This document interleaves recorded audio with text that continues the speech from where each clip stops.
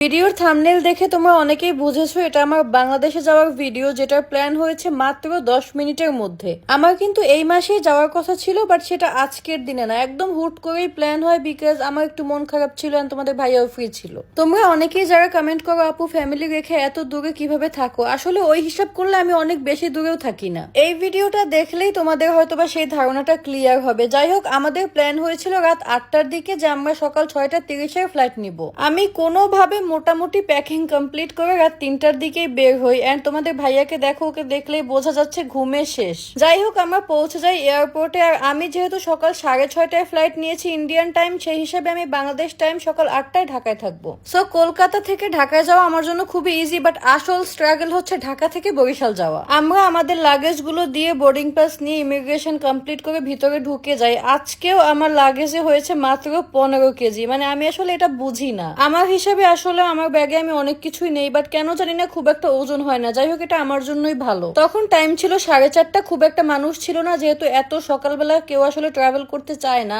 South city মলে wow momo try করার পর না I am a fan, so আমি নিজেকে আর কন্ট্রোল করতে পারিনি, আমি সকালবেলা এক গাদা মোমো খেয়েছি। কিন্তু কেন জানি না আজকে মোমোটা আমার একটু ভালো লাগেনি, মানে আমার যেহেতু ফেভারিট সেই হিসেবে আজকে একটু টেস্টি ছিল না। কিন্তু তোমাদের ভাইয়া বলে আজকের মোমোর টেস্ট নাকি বেস্ট ছিল, মানে ইটস অবভিয়াস আমার কাছে যেটা ভালো লাগবে না ওর সেটাই ভালো লাগবে। কমেন্টে আমাকে অবশ্যই জানাবে তোমাদের হাজবেন্ডও এমন কিনা। যাই হোক, আমরা এখানে একটু স্ন্যাপ নিচ্ছিলাম, ম্যান্ডেটরি পাসপোর্ট হোল্ডিং ছবি, দেন আমি আমার নিজেকে একটু দেখছিলাম। ইদানিং আমি এই গ্লোমিনাস আল্ট্রা গ্লো সোপটা ইউজ করছি, যেটায় থাকা মোরিঙ্গা স্কিনকে ন্যাচারালি ফর্সা করে। ডেইলি ইউজ করলে স্কিনের ওপেন পোর্স ছোট হয়ে blackheads and whiteheads remove হয়, সাথে ব্রোন মেস্টা ডার্ক সার্কেলের দাগও ধীরে ধীরে কমে যায়। এই সাবানটা যেহেতু কোল্ড প্রসেসে তৈরি হওয়া, সেক্ষেত্রে skin moisturize, healthy and soft রাখতে কিন্তু এর থেকে বেস্ট কোনো সাবান হয় না। এখান থেকে আমরা যখন বের হই তখন অলমোস্ট সকাল হয়ে গিয়েছে, টাইম ছিল 5:30। আমি জাস্ট ভাবছিলাম যে এই টাইমে যদি ডেইলি উঠে ওয়ার্কআউট করা যেত। যারা আমার মতো খুব সকালবেলা ঘুম থেকে ওঠো না, তারা প্লিজ একদিন ঘুম থেকে ওঠো, এই টাইমে দেখবে যে দুনিয়া একদম নতুন নতুন লাগে। যাই হোক, আমরা যে বিমানে যাব সেটাও চলে এসছে। আমরা এখানে একটু ওয়েট করছিলাম, ছবি তুলছিলাম, এন্ড আমি অনেক এক্সাইটেড ছিলাম, বিকজ আমি কিছুক্ষণ পর ঢাকায় যাব।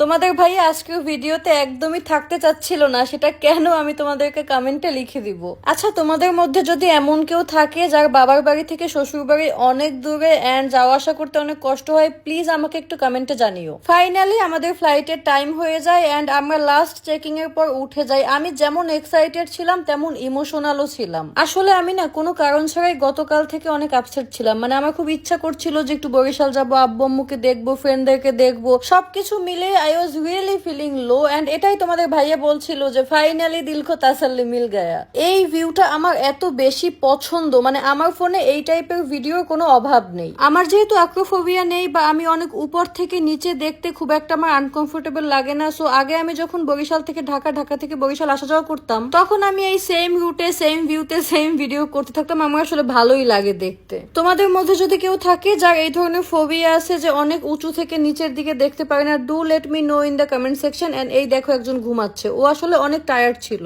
আমরা এখানে একটু প্ল্যান চেঞ্জ করি যে আমরা আজকেই বরিশাল যাব না, আমরা ফার্স্ট আমার বোনের বাসায় যাবো ঢাকায়, দেন বরিশাল যাব, বিকজ ভিকি আসলে অনেক টায়ার্ড ছিল, সো আপু চাচ্ছিল না। আপু বারবার বলছিল যে আমরা যেন ওর বাসায় রেস্ট নিয়ে পরদিন যাই। আর দেখো, আমি যেহেতু হুট করে প্ল্যান করে এসেছি, আমার চুলে কিন্তু তেল দেয়া ছিল, মানে আমাকে দেখতে অদ্ভুত লাগছিল। আমার এই অদ্ভুত চুল দেখতে দেখতে আমি বাংলাদেশ চলে আসি, এন্ড এতক্ষণ আমি আব্বু আম্মুর জন্য এক্সাইটেড ছিলাম, এখন আমি আমার ভাগ্নির জন্য এক্সাইটেড। বাংলাদেশে এসেই না মনে হচ্ছে যে অনেক দূর থেকে এসেছি, মানে নিজের দেশ বলে কথা, একটা আলাদা রকম শান্তি কাজ করে। ইমিগ্রেশনে লম্বা লাইন ছিল, প্রত্যেকটা ডেস্কের সামনে বিশাল বিশাল লাইন, একজনের পর একজন ক্লিয়ার হতে অনেক টাইম লাগছিল। তোমাদের ভাইয়া আর আমার ন্যাশনালিটি যেহেতু আলাদা, সো আমাদের ইমিগ্রেশনে আলাদা হয়, এন্ড আমি এখানে 8টায় পৌঁছাই, বাট আমার সব কাজ কমপ্লিট করতে 9:30 বাজে। আপুর বাসায় এসে আমার আর ভিডিও নিতে মনে নেই। পরদিন সকাল 5টায় আমরা বরিশালের উদ্দেশ্যে বের হই। আমি গত রাতেও ঘুমাইনি, আজকেও ঘুমাইনি, সো এখন আমার আর কোনো এক্সাইটমেন্টই কাজ করতেছে না। এখন আমার মেইন কথা হচ্ছে আমি আমার বরিশালের বাসায় গিয়ে সবার আগে ঘুমাবো। আমার চোখের অবস্থা দেখো, আমার চোখ খুলতেই কষ্ট হচ্ছিল, মানে আমি একটা না 2 দিন এরকম না ঘুমিয়ে থাকতে পারিনি, আমি থাকিও নি কখনো। কিন্তু আজকে আমার হাজবেন্ড ওকে ছিল, বাট আমি নিজে অনেক বেশি টায়ার্ড ছিলাম।